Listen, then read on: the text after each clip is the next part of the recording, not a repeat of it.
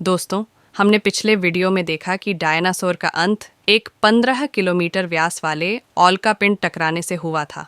उस टकराव से धरती पर मौजूद 75% जानवरों का पूरी तरह से खात्मा हो चुका था।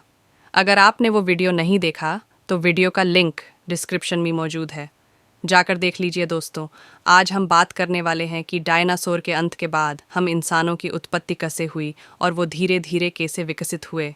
इसके बारे में हम जानेंगे हमारी आज की इस वीडियो में। तो दोस्तों, वीडियो में आगे बढ़ने से पहले हमारे चैनल को सब्सक्राइब कर लीजिए ताकि ऐसे ही जानकारी भरे वीडियो आप तक जल्द पहुंच सके। दोस्तों, डायनासोर के साथ हुई उस घटना में धरती के लगभग 75% जानवर खत्म हो चुके थे और जो गिने चुने जीव इस महाप्रलय में जिंदा बचे उनमें चूहे के जैसे दिखने वाले यह मैमल यानी कि स्तनधारी जानवर शामिल थे। वैसे सही मायनों में अगर देखा जाए तो यही मैमल हम इंसानों के असली पूर्वज है, क्योंकि आगे चलकर इन्हीं मैमल से ही विकसित होकर हम इंसान बनने वाले थे।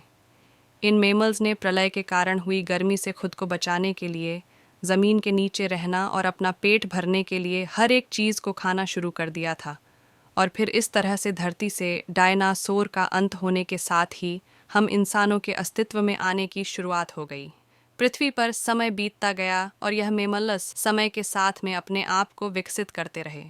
इस महाप्रलय के कुछ लाख साल के बाद धरती से डायनासोर के नामो निशान तक मिट चुके थे और यह बिल्कुल एक नई दुनिया थी जिसमें कि नए जीवों के विकसित होने की प्रक्रिया चल रही थी। अब यह मैमल विकसित होकर आकार में पहले से काफ़ी बड़े हो चुके, लेकिन अभी भी यह इंसानों के जैसे बिल्कुल भी नहीं दिखते थे। आज से करीब 4 करोड़ 70 लाख साल पहले धरती का वातावरण आज की तरह सामान्य हो चुका था। उस समय पृथ्वी का तापमान 24 डिग्री सेल्सियस था और लगभग सभी महाद्वीप खींच सकते हुए अपनी अपनी जगह ले चुके थे। लेकिन तभी धरती की टेक्टोनिक प्लेट में एक बार फिर से हलचल हुई और फिर धरती के दो बड़े बड़े टुकड़े एक दूसरे से जा मिले। धरती का यह टुकड़ा असल में भारतीय महाद्वीप था जो खींच सकते हुए एशिया से जुड़ चुका था, और इस टकराव की वजह से दुनिया में एक नई पर्वत श्रृंखला का भी निर्माण हुआ जिसको कि आज हम हिमालय के नाम से जानते हैं। इन विशाल पर्वतों में गिरने वाली बर्फ से ही दुनिया की कई बड़ी बड़ी नदियों का भी निर्माण हुआ और यही नदियां आज दुनिया की लगभग आधी आबादी के लिए पीने का पानी मुहैया कराती है। अब धरती तो हमारे स्वागत के लिए पूरी तरह से तैयार हो चुकी थी, लेकिन हम इंसानों को यहाँ आने में अभी भी थोड़ा और समय लगने वाला था। आज से करीब 40 लाख साल पहले हमारे वह पूर्वज अब कई अलग अलग जीवों की प्रजाति में विकसित हो चुके थे और उन्हें प्रजातियों में से एक थे एप्स, जो कि अफ्रीका के पूर्वी इलाकों में फैले जंगलों के अंदर रहते थे। ये एप्स हमेशा पेड़ों पर रहते थे और फल खाकर अपना पेट भरते थे। लेकिन फिर अचानक से एक ऐसी घटना हुई जिसने कि एप्स को पेड़ों से उतरकर धरती पर चलने के लिए मजबूर कर दिया। दरअसल धरती के टेक्टोनिक प्लेट्स के सरकने की वजह से पूर्वी अफ्रीका में एक नई पर्वत श्रृंखला का निर्माण हुआ था जिसको कि आज हम ईस्ट अफ्रीकन लिफ्ट वैली के नाम से जानते हैं।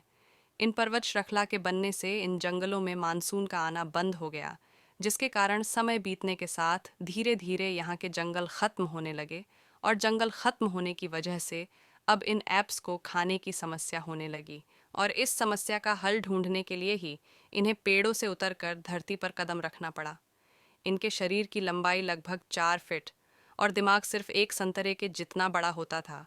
शुरुआत में यह मुख्य रूप से 4 पैरों पर ही चलते थे, लेकिन हजारों सालों तक धीरे धीरे विकसित होते हुए इन्होंने 2 पैरों पर चलना सीख लिया। समय के साथ इनके दिमाग का विकास भी काफ़ी तेज़ी से हो रहा था और यह पहले से भी ज़्यादा समझदार बनते जा रहे थे। इसी तरह से विकसित होते होते इन्होंने पत्थर से हथियार बनाना शुरू किया, जिसके इस्तेमाल से शिकार करना बेहद आसान हो गया।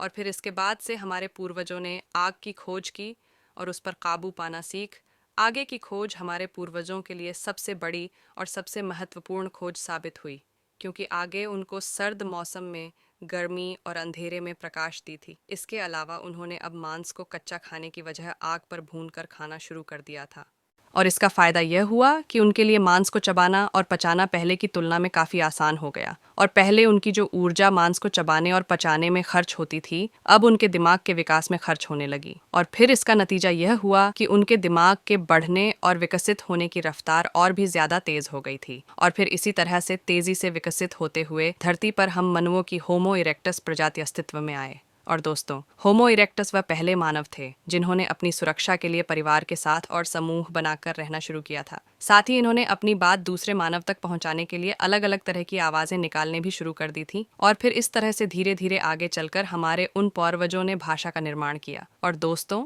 भाषा का निर्माण ही विकास का वह आखिरी मुक्ति प्रोसेस था, जिसके बाद आज से करीब 2 लाख साल पहले विकसित होकर हम आज के इंसान यानी कि होमो सेपियंस बने। अब जो कि हम दुनिया में सबसे ज्यादा समझदार थे, इसलिए हमने हर चीज को अपने कंट्रोल में ले लिया, और तब से लेकर आज तक इस पूरी धरती पर हम इंसानों का ही राज है। तो दोस्तों, ये थी डायनासोर के अंत से हम इंसानों के अस्तित्व में आने की कहानी। ये वीडियो आपको कैसी लगी हमें कमेंट करके ज़रूर बताइएगा।